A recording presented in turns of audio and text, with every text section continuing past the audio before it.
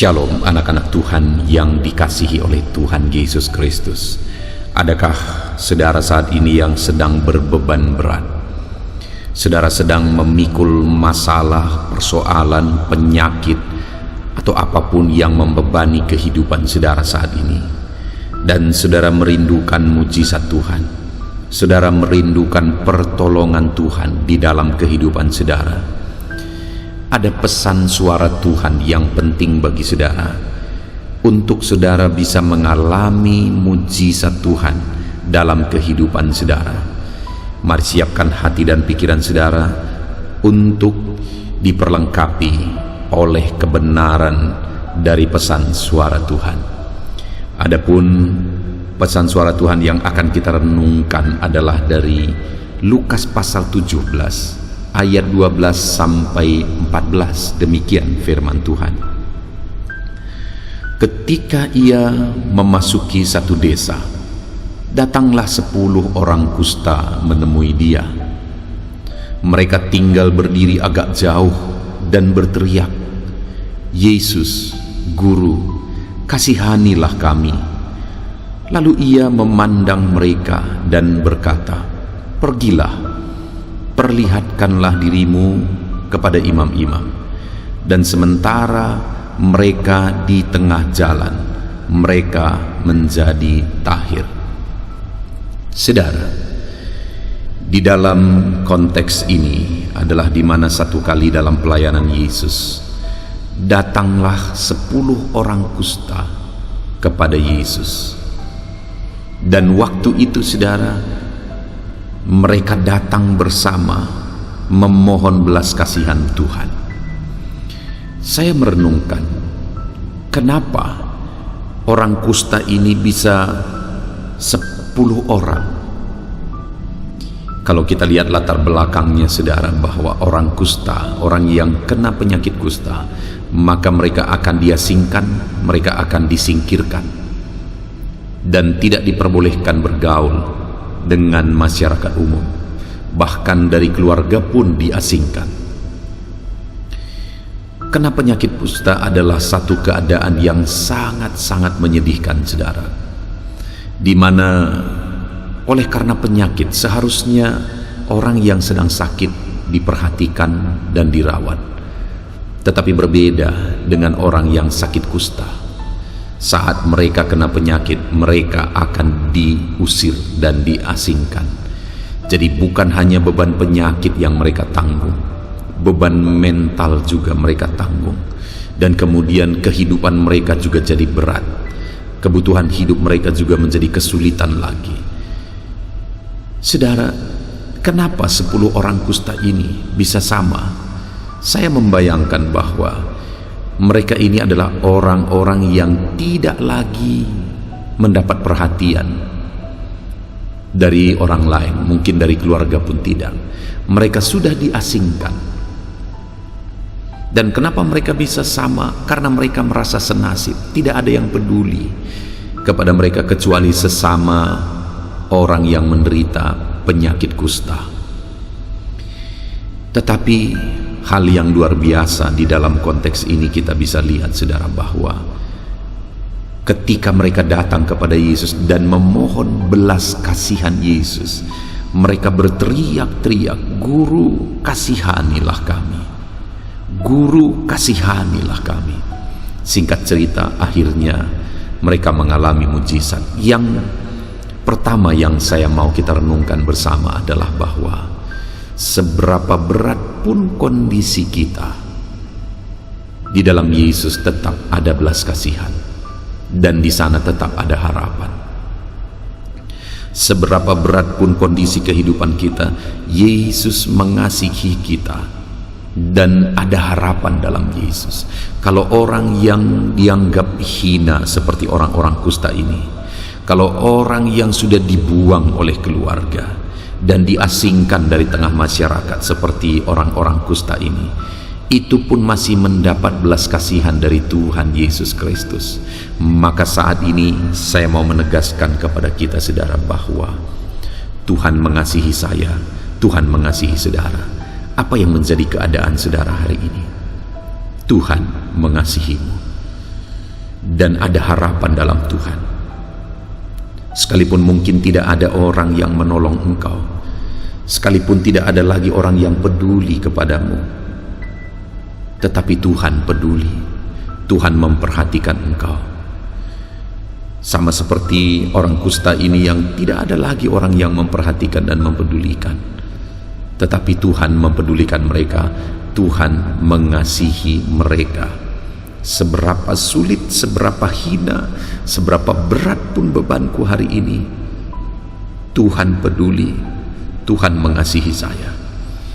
Tuhan peduli kepada saudara. Tuhan mengasihimu. Itu sebabnya jangan putus pengharapan, saudara. Jangan putus pengharapan. Tuhan mempedulikan kita. Tuhan mengasihi kita. Masih ada harapan dalam Dia, dan tetap akan ada harapan dalam Dia. Pada saat orang-orang kusta ini berteriak-teriak dan minta tolong kepada Yesus, maka Yesus memandang mereka. Yesus melihat dan mengarahkan pandangannya kepada orang yang dianggap hina itu. Sama seperti hari ini, mata Tuhan pun tertuju kepada saya. Mata Tuhan pun tertuju kepada saudara. Tuhan mengasihi kita. Lalu Yesus berkata, perlihatkanlah dirimu kepada imam-imam. Ada perintah yang diberikan oleh Tuhan Yesus kepada orang-orang kusta itu. Yesus berkata, perlihatkanlah dirimu kepada imam-imam. Dan kalimat selanjutnya dikatakan di sana, dan sementara mereka di tengah jalan. Itu artinya bahwa mereka segera melakukan apa yang diperintahkan oleh Yesus. Sehingga ketika mereka ada di tengah jalan, mereka menjadi tahir. Mereka sembuh, mereka pulih, mereka mengalami mujizat. Mereka mengalami kuasa Tuhan. Kapan itu terjadi, saudara? Saat mereka ada di tengah jalan. Artinya ketika Yesus berkata, perlihatkanlah dirimu kepada imam, mereka melakukannya, mereka mentaatinya. Dan saat mereka mentaati perintah Yesus, mujizat terjadi. Mereka dipulihkan, mereka disembuhkan. Saudara, artinya apa? Yang menjadi kunci mujizat Allah terjadi bagi mereka adalah ketaatan. Yang membuat mereka mengalami mujizat Tuhan. Allah bertindak, Allah menyatakan belas kasihannya, Allah menyatakan kuasanya, dan mereka pulih. Kenapa, saudara? Karena mereka taat. Kalau kita belajar dalam Alkitab, saudara, kita melihat ke dalam Alkitab, mulai dari Kejadian sampai Wahyu, maka kita akan menemukan di sana bahwa ada begitu banyak mujizat terjadi. Ada begitu banyak mujizat yang dilakukan oleh Tuhan. Dan kalau kita melihat, maka mujizat-mujizat itu terjadi oleh karena apa?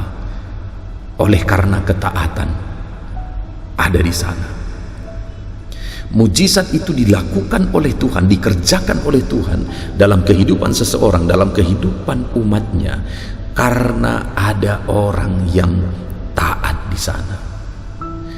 Dan hari ini pun saya mau menegaskan kepada setiap kita, saudara, bahwa kalau kita rindu mengalami mujizat, maka kunci mujizat adalah taat.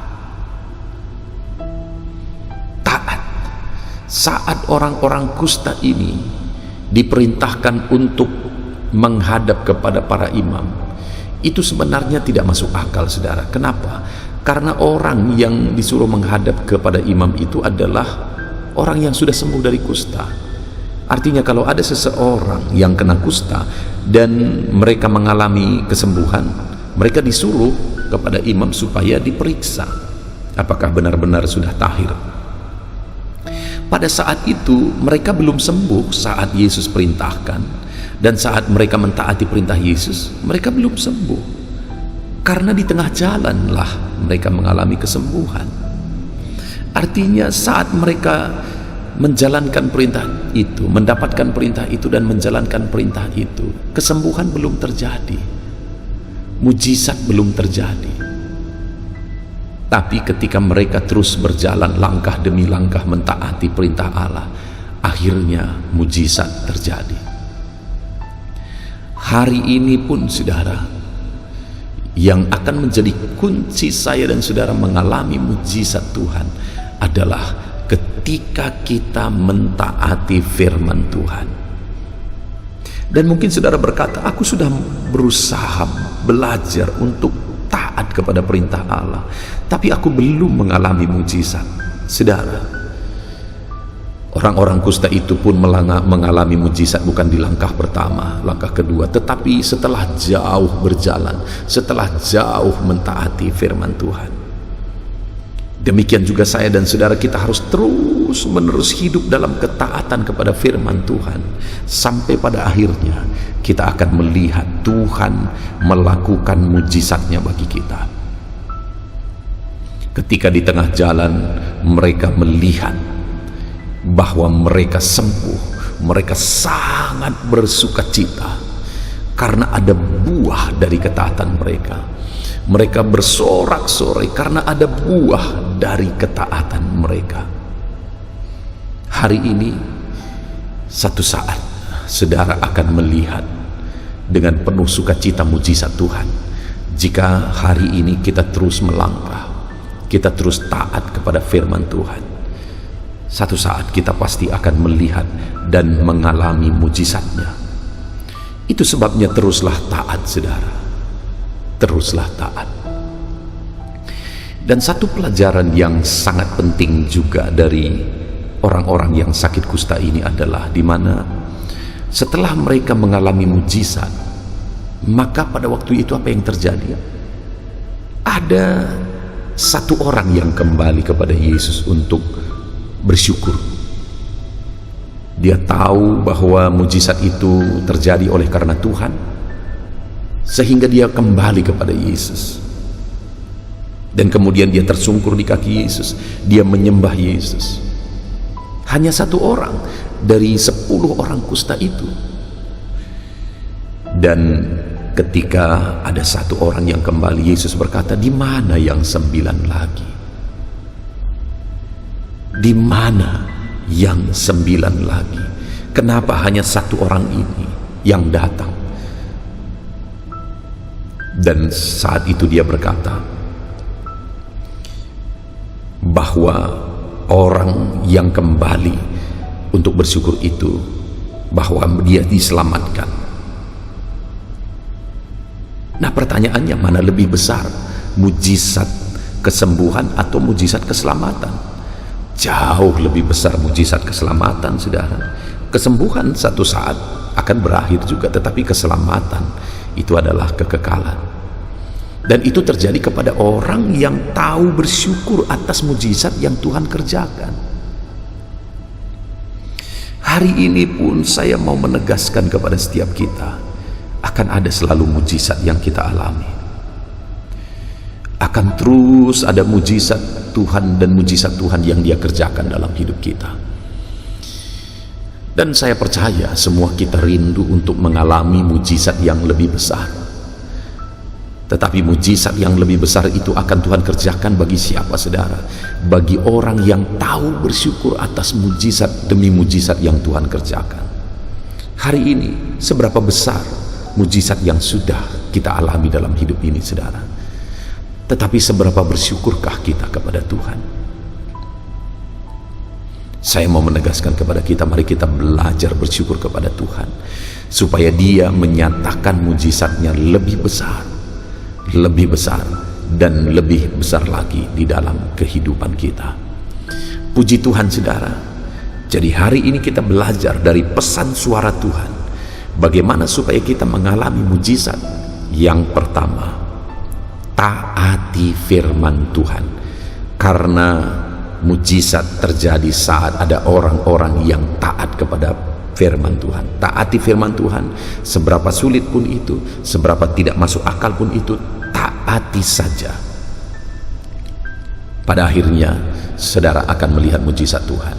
dan belajar bersyukur atas mujizat yang Tuhan telah kerjakan. Belajar bersyukur atas mujizat yang Tuhan kerjakan di dalam kehidupan saudara.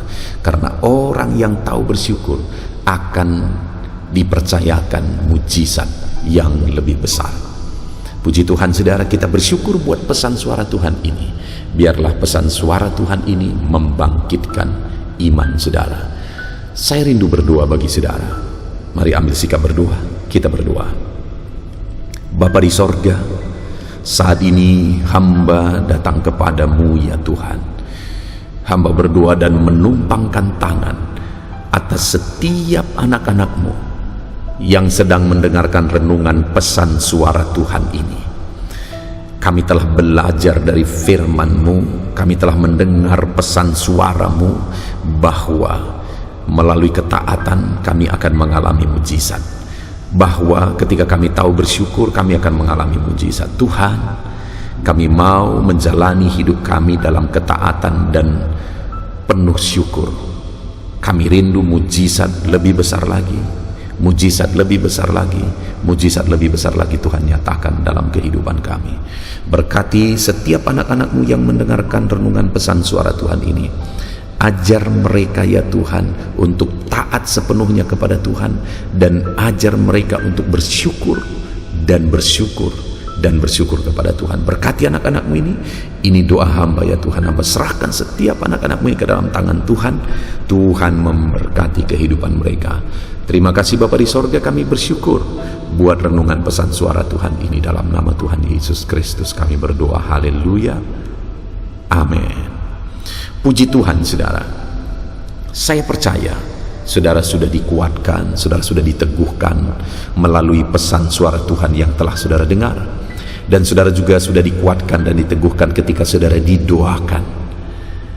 Kalau saat ini saudara merasa diberkati melalui renungan pesan suara Tuhan ini, dan saudara rindu orang-orang lain juga mendengarkan pesan suara Tuhan, bagikan renungan ini kepada banyak orang melalui media sosial saudara, supaya lebih banyak orang mendengarkan pesan suara Tuhan dan mereka hidup seturut dengan firman Tuhan. Puji Tuhan saudara, kalau saudara merasa diberkati melalui renungan pesan suara Tuhan ini, dan saudara rindu memberi persembahan syukur untuk menopang kami dalam pelayanan media sosial ini, saudara bisa lihat di bawah video ini. Di sana ada didaftarkan nomor rekening di mana saudara bisa memberi persembahan syukur saudara untuk menopang kami dalam pelayanan media sosial ini. Puji Tuhan saudara, Tuhan memberkati kehidupan saudara dalam nama Tuhan Yesus Kristus, haleluya, amin.